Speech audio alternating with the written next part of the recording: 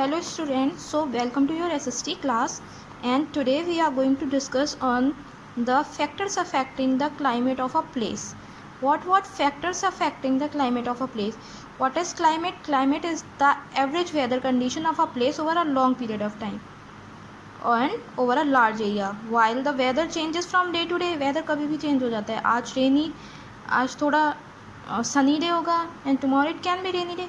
So in this way weather can be changed day to day, but climate remains for the long time. The climate remains same year after year.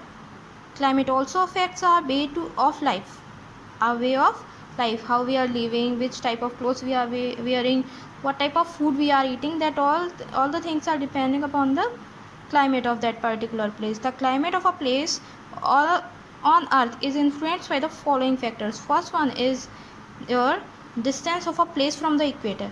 अब equator, this middle line, जितना दूर होगा equator से place उतना ही उसका climate different होगा. Suppose if the place is situated near the equator, अगर यहाँ पे सिचुएटेड है, इक्वेटर के पास है, तो आपको डायरेक्ट सनरेज मिलेंगी. मोस्टली सनरेज कैसी होंगी? डायरेक्ट. और इसीलिए यहाँ का वेदर कैसा होगा? ज़्यादा hot. See the rays of the sun fall almost directly on the equator and become more slanted as we move away from the equator.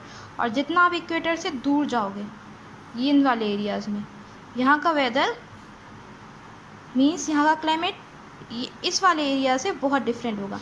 यहाँ पे कोल्ड, आपको यहाँ पे नॉर्थ पोल, आर्कटिक सर्कल वाला region, you know they are very cold regions. और जितना आप equator वाले रीजन में रहते हो, इधर अफ्रीका ये वाला रीजन बहुत हॉट होता है. Biggest Sahara desert is situated in Africa only. So direct sun rays जहाँ पड़ती हैं वहाँ का वेदर ज़्यादा हॉट होता है. Distance of a place from the equator affects the climate of a place. और जो प्लेसेस इक्वेटर से दूर होती हैं मीन्स वहाँ पे सनरेज कैसे पहुँचेंगी? स्लैंटिंग या फिर स्ट्रेच ज़्यादा हो जाएंगी, तो वो उनकी हॉटनेस उस कंडीशन में थोड़ी कम हो जाती है. So the region away from the equator and near the poles receive slanting rays. In this region the heat spreads over a large area making these places which are very away from the equator less hot. Means अब ये places उतनी hot नहीं होती हैं जितनी कि places equator के पास वाली होती हैं. Now altitude means height of a place. जितना हाई एल्टीट्यूड पे प्लेस होगी उतनी ज़्यादा ठंडी होगी.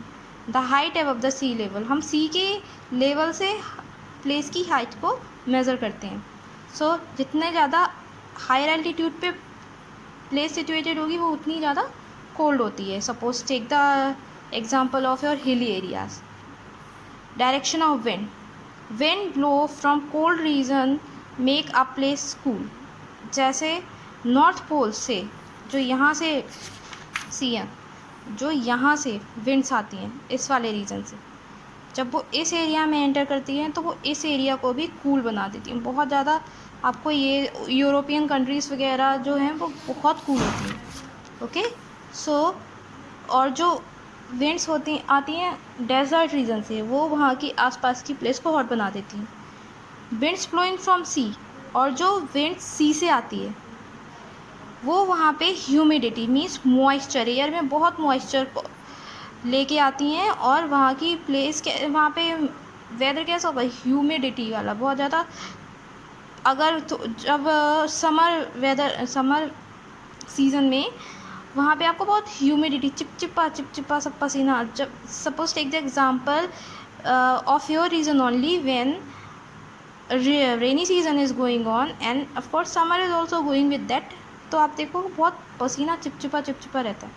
तो सेम कंडीशन वहाँ होती है, ह्यूमिडिटी बहुत होती है एयर में और कंडीशंस ड्राई नहीं होती हैं. बहुत आपको कोई चीज़ ड्राई नहीं मिलेगी. Clear? Temperature, humidity and rainfall. The temperature of a place, the level of humidity in the air. Humidity कैसी है, मॉइस्चर एयर में कैसा है, वो डिसाइड करता है. अगर एयर ड्राई आ रही है जैसा कि डेजर्ट रीजन में, क्योंकि वहाँ वाटर नहीं होता, एयर में ह्यूमिडिटी नहीं होती, तो सब कुछ ड्राई होगा. और अगर एयर में ह्यूमिडिटी है तो आपको इतनी ड्राई चीज़ें नहीं मिलेंगी. And the amount of rainfall it receives also determines the climate of a place. Suppose the region is in hot area. अगर हम एग्जांपल ले लें जहाँ पे वो इक्वेटर के आसपास वाले रीजन का, तो वहाँ पे रेन भी बहुत लार्ज अमाउंट में होती है, इसीलिए आपको वो हॉट रीजन होते हुए भी आपको एवरग्रीन फॉरेस्ट मिलते हैं उस रीजन में.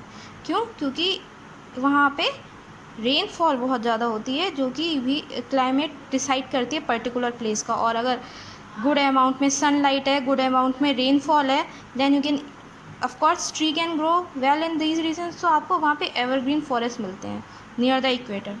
Distance of a place from the sea. Places near the sea have moderate climate. जो सी के आसपास वाली प्लेसेस होती हैं वहाँ का क्लाइमेट मॉडरेट रहता है हमेशा. क्यों?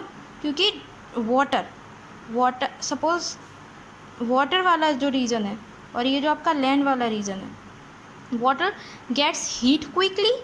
नो. वाटर बहुत टाइम लेता है गर्म होने में और वाटर बहुत टाइम लेता है ठंडा होने में.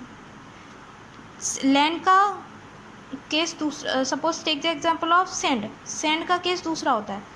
सैंड वाला रीजन जो होता है, आप अगर डेजर्ट रीजन में देखोगे तो विंटर जब दिन में धूप होती है बहुत तेज़, तो वो सैंड बहुत जल्दी गर्म और बहुत जल्दी ठंडी हो जाती है.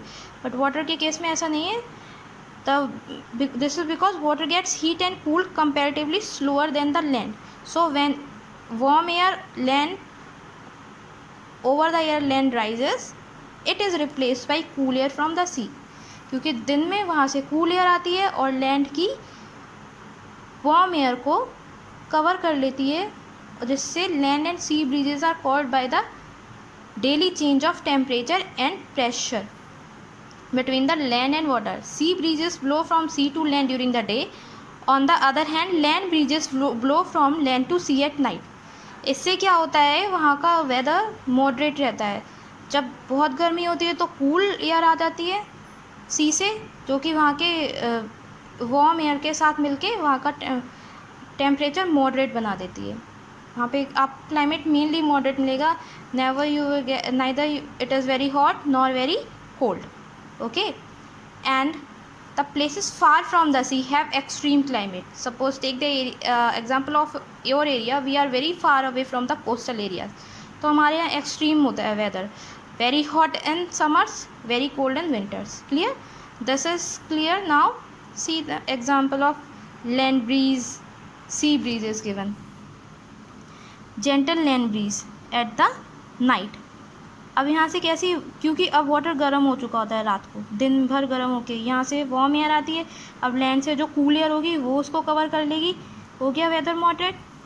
यहाँ पे क्लाइमेट मॉडरेट रहता है. इसलिए अब जब दिन का टाइम होता है तब रात भर में सी का वाटर ठंडा हो जाता है. अब यहाँ से कैसी कूलर एयर जाएगी और दिन में क्या होगा, लैंड सरफेस हीट हो चुकी है, तो यहाँ से वार्म एयर राइज करेगी, जो कि फिर से मिक्स होके यहाँ का क्लाइमेट मॉडरेट कर देगी. सो सी ब्रीज डे और नाइट में इस कंडीशन में कवर कर लेती है एंड डिफरेंट टाइप कैसा आपको मॉडरेट टाइप का क्लाइमेट मिलता है. Clear? Now temperature Jones for tomorrow. Thank you.